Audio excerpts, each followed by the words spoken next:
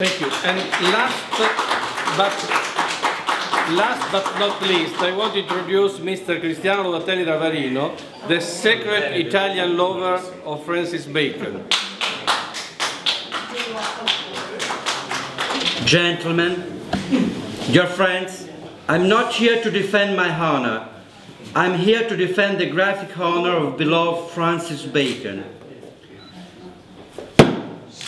When someone doubts of that you know to be true, you ask what can be a test of your good faith, and you became aware, as is said by Calderon de la Barca, that life is a dream, sometimes driven by others, and the reality is not what you lived, but what the so-called expert wished to decide you had lived. For you all, or the most, probably Francis Bacon had been only the greatest artist of his time. To me, something much more important, the more poignant, sweet, deep human being I never met. There was a time in which I've been so naive, so simple, so dumb, that I used to hope only one day someone in England would have expressed me his gratitude to stir up in the greatest painter of our time drawing which were up to his talent. With all my respect to important segments as the Spender Pollock drawings collection and the so-called Berrigeau archive, I wonder how can that sketch, quite interesting but certainly made in some hurried seconds, could support his aim to be the last modern Renaissance artist, a culture in which a drawing had to be at the same quality level of a painting, and frequently, at least as quality better, and frequently better, wherein Leonardo and Michelangelo is real ideal master. Some expert ever claimed me my story strange. Let me respectfully say that the real oddness, the real eccentricity would have been if the greatest painter of our time would have been simultaneously his most clumsy, not to say ridiculous drawer, if the only sketch he left were the jewel and the spender items. What stunned me in these years is that many persons, many experts, above all in the past I must say, showed to be skeptical, thought they never saw in original the sketch of very few. They are, a prioristically doubtful, like iconic Talibans to whom we write the Koran is Francis, even only for some pages is sacrilegious. Perhaps the greatest problem resides in the fact that many of those who they adore Francis by now and consider him a genius, everyone, unconsciously despise his life, a life apparently dedicated or a prey to weak persons, failed people, people of little account. He always had been a manipulator from the other. Is it possible he can have manipulated to such point the truth to have hidden to all nearly 20 years of being also a great drawer? They think unconsciously, perhaps. The problem is that the things, my friends, are exactly the contrary. Francis was gotten passionate but not instinctive. He was immensely generous, but only towards who and what he loved. He liked to be swept from the current, but only if he appealed a direction. He came, I want to say you, for instance, accommodated for long years from the French family Bocquentin, dealt as a son, but over that long period he didn't speak, never. Ingratitude did not create any problems to him if he could hide a too much good-natured image of oneself, housewife, bourgeois. For the same reason, he confessed to the world his love for John Edwards, but he carefully hid to the world that for decades he went to find regularly every week Sarah's family and his cousin to Long Belfort, where he did not hesitate to sing the karaoke, to try to understand as a great card works, to play cards, One thing is universal love, other it's Greek routine. Nobody knew, or in Great Britain, or nearly nobody, of his sacred lover who inspired famous picture Triptych 71.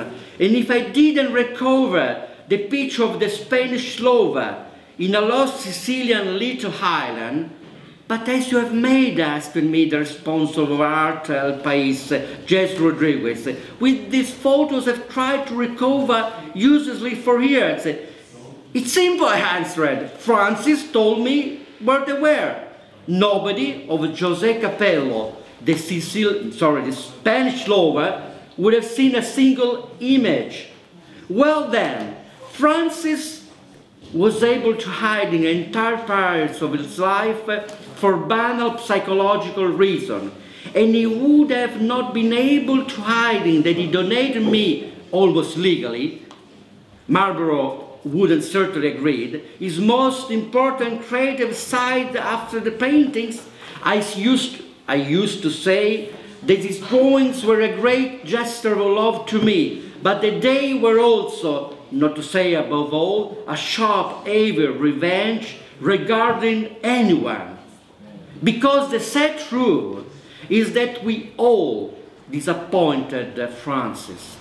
His family, which deserted him for crazy reason when he was little more than a child. The Marlborough, whose promotional genius in Francis' career I don't want to undervalue, but with which the relationship deteriorated to the point that at the end of the 70s it would have intentional to change gallery.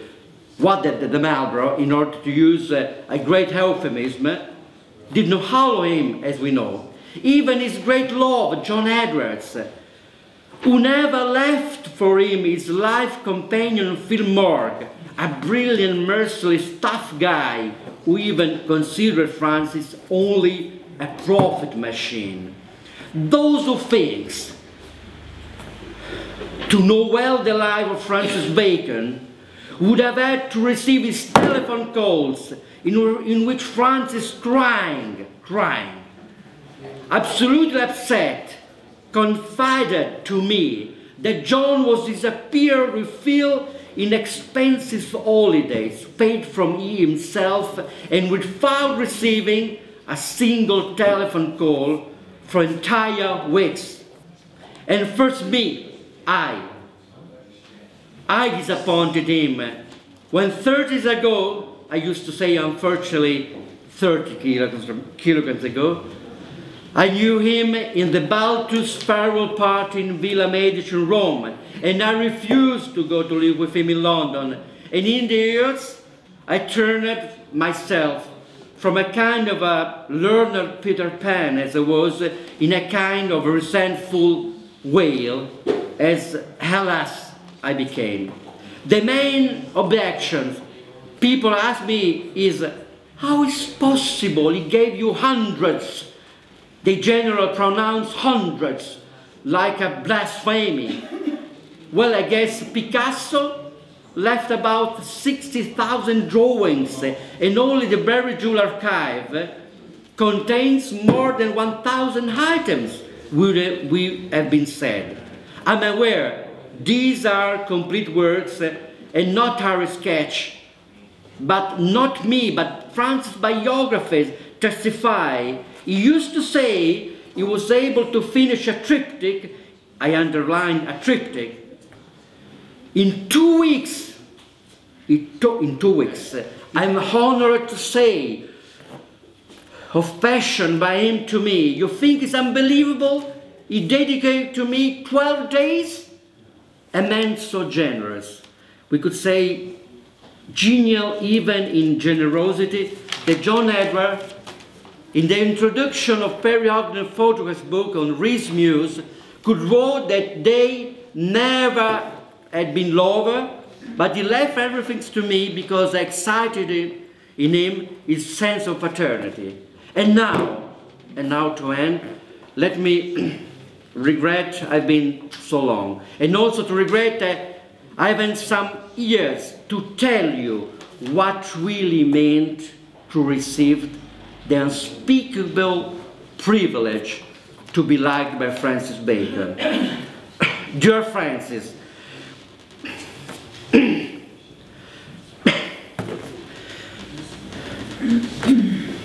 sorry. Dear Francis, when I was young, I had been so foolhardy, so haughty, to believe you was a living toy for me. But now, life is almost past, and I became like others, a bleeding hook hanged on your memory. I hope all these dreadful years of troubles to try to make the people aware you wasn't a genius as a painter and an idiot as a drawer could last reach their aim. Think also to this London show. I was not here to defend my honor. I was here to defend the graphic honor of Francis Bacon.